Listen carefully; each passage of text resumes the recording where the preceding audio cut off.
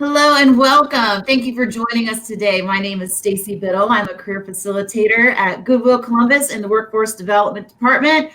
Goodwill Columbus Workforce Development Department is your free guide to everything, your free resource to everything career related, whether or not you want some tips on your resume, some interview help finding a job, or needing some training to find your next best job or advance in the job that you have. We are here to help. Our contact information is scrolling at the bottom of this video. And thank you again for joining us today. Today, we have a panel discussion that is focusing on mental health and resilience in the workplace and strategies that will help us get through this crazy time that we're living in. So I would like to welcome my panel guests. Welcome Victor, Corey, Christina, and Marlene, and thank you so much for being with us today. I would love for you guys to go around and please introduce yourselves, starting with Victor. Hi, I'm Victor Johnson. I'm a career facilitator at Goodwill Columbus. Hey everybody, my name is Corey Westerfeld. I'm a career consultant working on the disability team here at Goodwill Columbus. Hi, my name is Christina Harris, and I work as one of the talent development specialists at one of the OMJ sites for Goodwill as well. I'm Marlene Waldron. I am working as a business services representative. Great. Thank you guys so much again for joining us today.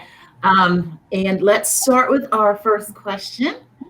Okay, so how has your work and or workplace changed as a result of the pandemic? So I'll go ahead and start with that question. So for me, with working at Ohio Meets Jobs, we have a lot of interaction with a lot of people and staff. So normally it could be up to about 100 people in the office.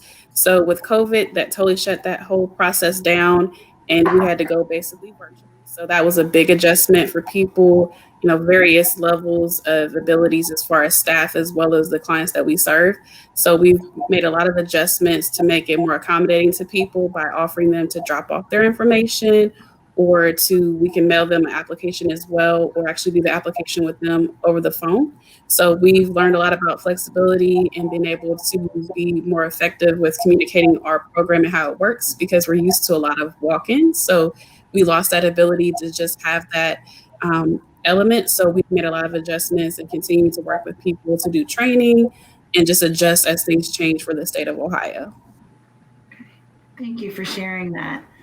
I just want a real quick follow-up question with that, Christina. Have you seen the clients that you serve decline or increase during this pandemic? Currently, compared to last year around this time, we've definitely had a decrease, but we still have the same volume of people that actually are going through training. That's the biggest rush that we actually had. We couldn't believe how many people were like, oh, they just want to do training because, why sit at home and waste your time? Go ahead and do the training and then be able to find a job, as things kind of get back to kind of our new normal. That's one of the things I noticed, is that we have a lot more people interested in IT positions as well as nursing. Something I've noticed, that even our levels have decreased. Our follow-up in our training has continued to be consistent. Like, I've been doing ITA accounts for I don't know how long, like continuously. I haven't had a break. So that's the good thing about it. We still have the case management side of training more than just like looking for a job, because people still are getting unemployment, things like that. Mm-hmm. Thank you for sharing that. You're welcome. Second question for the group. What stresses have you faced during this time as a result of the changes in the workplace? I'll kind of answer that one. So the biggest stress that I have faced is the stress of the unknown. I think that, kind of to piggyback off of the first question, kind of like what Christina said was, all of the individuals that I served, everything was face to face. We would have a phone call here or there to maybe set up a meeting. But once COVID hit and everything shut down, I was at the libraries here in Central Columbus or, Central Ohio for pretty much all of my meetings, and they all shut down. So the stress of, talking to every single customer that I serve and figuring out what was the best way to serve them, in the unknown of, if they don't have different kinds of technology, or if they don't have different ways to communicate effectively, then what can we do? I know that all of us in our jobs, we do our best to meet our customers wherever they are. And that was, especially in March and April, it was really, really stressful just trying to figure it out. And just talking with everyone that I work with, how to connect those dots effectively, I guess. So. Okay. I'd like to add to that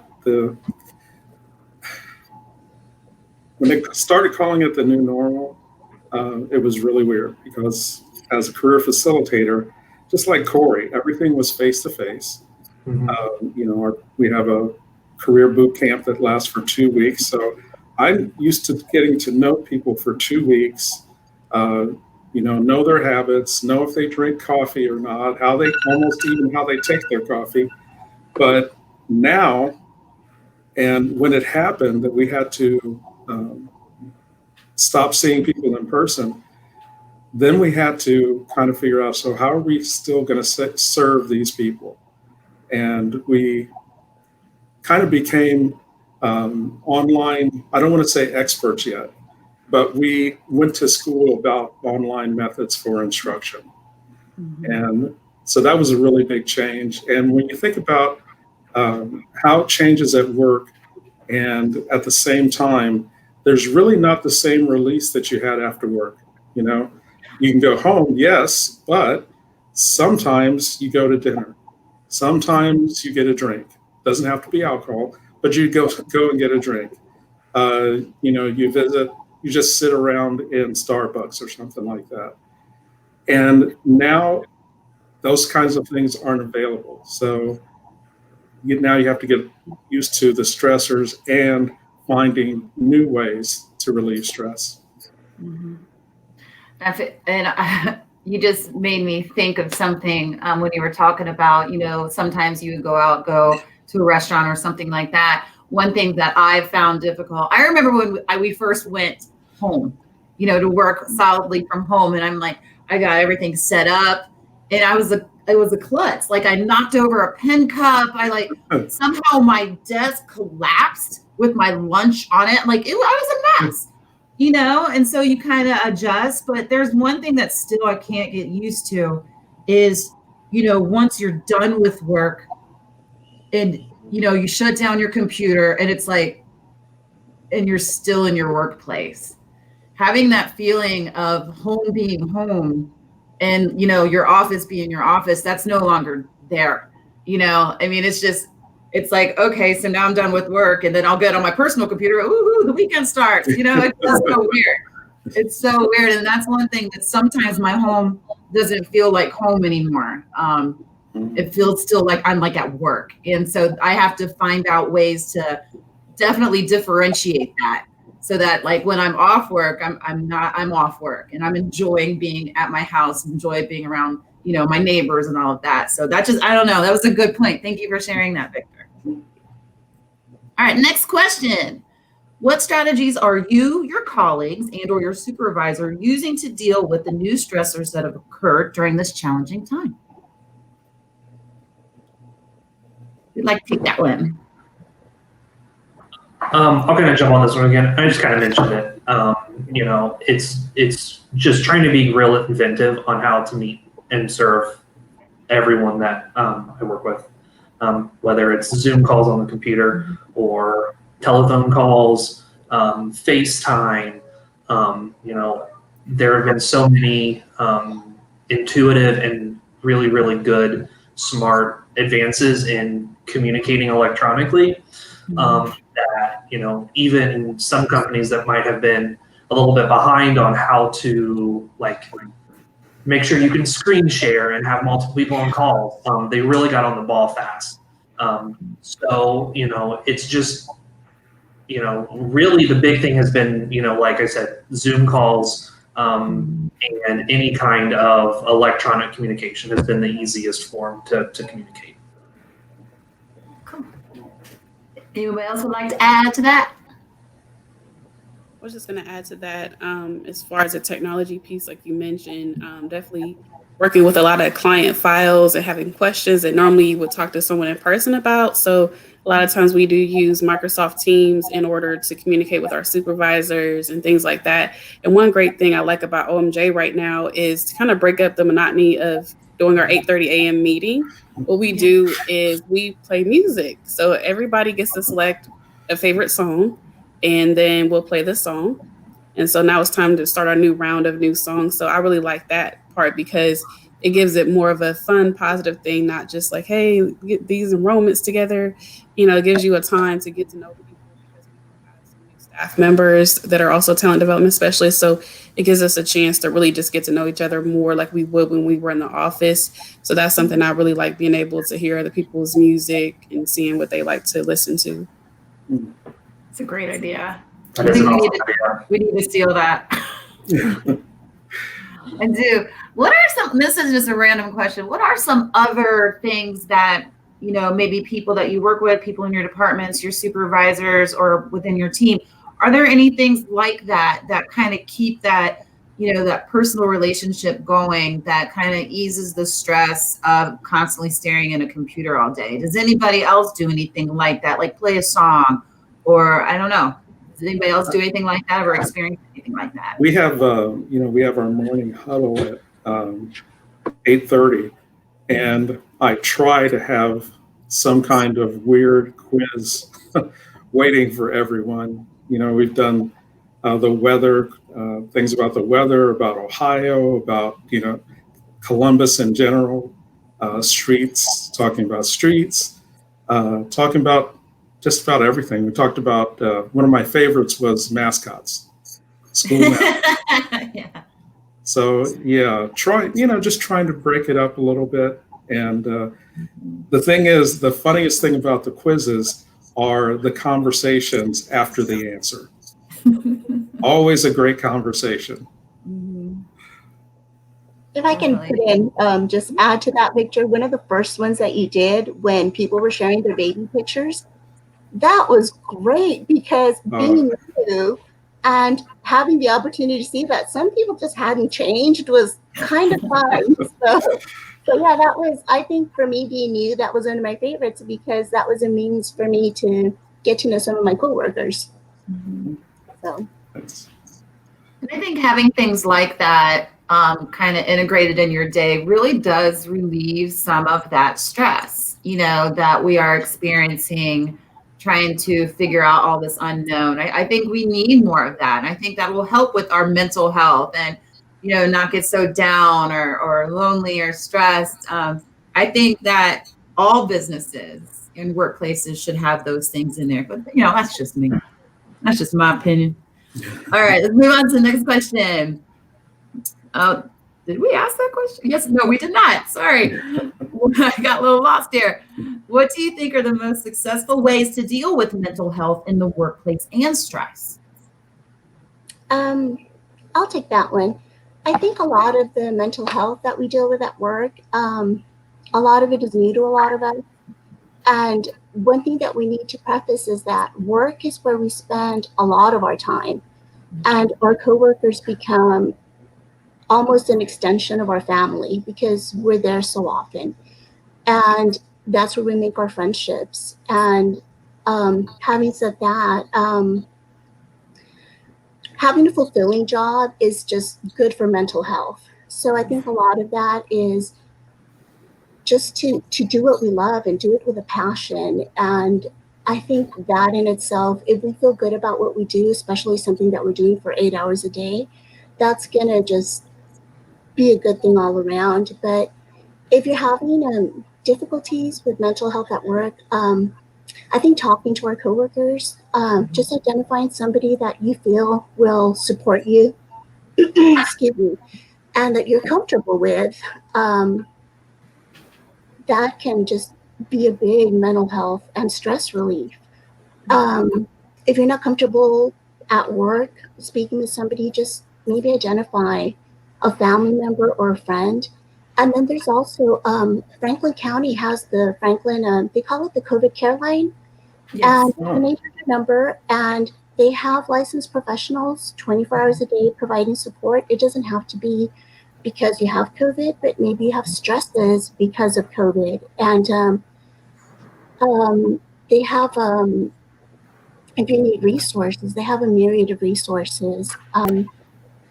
And that would also be one way to relieve stress or keeping active. I think, Stacy, I've seen you out and about in the sunshine in the office sometimes, just like Yeah. taking a walk during your lunch Mhm. hour or something. That could help with the stress.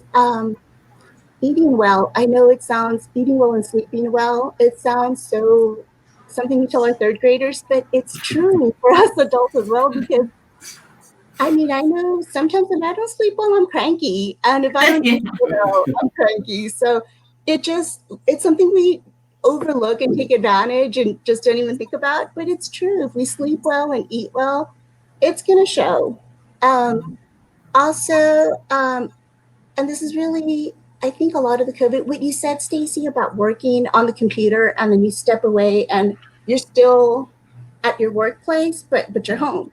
So I think a lot of it is we've been working on our computer and then 5 o'clock rings and we don't go home and step away from that.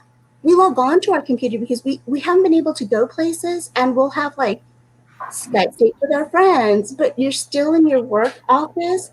So I think a lot of that we have to find a disconnect from that. Like I don't know, even something simple like use a different computer. You have your work computer and then you have your play computer. I don't know, but I think it's just a time where we need to get creative with the way that we are making ourselves available for work and play, and just finding that unplug. And finally, so we're at work and we need to just de-stress. This is just like some dime store psychology to learn how to center ourselves. So oftentimes, and this is something I teach my own kids. So if you're feeling a little overwhelmed, just use your senses. Think of 4 things you could see, and then think of 3 things you can touch. And even if you just touch your hair, your face, your jeans, um, 2 things you can smell. I mean, you want to smell the downy on your shirt, and like if you're out in the open, take a whiff of the air. Just 2 things you can smell, and finally, 1 thing you can taste. So even if you have to pop a Tic Tac in your mouth or a piece of gum, but that's just one really quick way to center yourself if you're feeling a little bit overwhelmed. And um, yeah, so that's kind of all I have on that. Oh, and deep breaths. I think we underestimate taking a deep breath sometimes when we're overwhelmed, and it's just like a quick reset in through the mouth like a straw and out through the nose. And that's just 5 seconds. You're resetting yourself, and your body can feel it. So, Thank you. I really like that. I am going to try that senses thing you just suggested. Because you said 4 things you can see. I was like, 1, 2. Right? I started doing it. I'm like, oh, wait, focus. Okay. yeah, it works. It just helps you just recenter yourself, and it's just a quick mental trick to just get yourself going again. Thank you. That's Yeah, great. and no, Marlene, all of those tips were awesome. The only thing that I would kind of piggyback off to is, disconnecting. We like not everyone has the ability to have a lunch hour, or maybe you just work straight through your day. And when when you're at home or when you're off the clock, you're off the clock. When you're on the clock, you're on the clock. And any kind of catharsis that you can find when you're home, even if like as soon as you clock out, you go walk your dog around the block, or just go outside and like take those deep breaths that you were talking about, Marlene. Burnout is a real thing in any job. And once you get burnout, then it's really hard to come back from. So, finding anything that will help you disconnect once you're off the clock, I think is probably one of the most important things you can do, during this time or during any time. Work is stressful, regardless of what your job is. And, just finding that, like I said, that disconnect where once I clock out, I'm done. Yeah. Yeah. And I think that's hard to do from home because you're just thinking one more call, one more email. But you're right. It's just that mindset where it's a choice to disconnect, and it's a choice we have to make regularly. Yeah. Anyone else like to add to that? All right. I will move on to one last question. What is one final piece of advice to share regarding supporting mental health in the workplace? I'll start if that's okay. Perfect. One thing you can do, or one piece of advice is remember the golden rule. We live in such a turbulent time. I think sometimes it's forgotten that when we were growing up, we were taught to treat other people the way we wanted to be treated. And that kind of kindness, empathy with people, that kind of relief that you get when everyone is kind to you. Being online, you're not sure what's going to happen. If you have to go into work, you're not sure what's going to happen. But if you can count on the people that you work with being supportive, then that's one thing that can help get you through. And that's, just a decision that everyone has to make. Are you going to be supportive of your coworkers? And if enough, if enough people make that decision that they will be supportive of their coworkers, then, we'll get through this a lot easier. Thank you. Thanks, Victor. I had this great, long, good speech about being flexible and how important it was to kind of roll with the punches during this time. But I think that you really kind of summed up, an attitude that, we all need to kind of do our best with when it comes to working with each other and working with, it just living really during all of this. Being kind to one another, being willing to help one another. So be flexible with what's going on, but be nice to people too. Christina? For me, what I think is really important, and I see this a lot when I'm driving, is patience.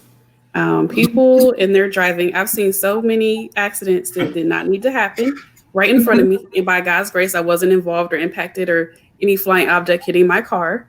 So I think that patience in a lot of different things right now with COVID has to take place. For example, with the How Many Jobs, we processed the training accounts that I mentioned earlier, and we have, sometimes a delay with that, and job seekers or training providers, want to, get updates on things.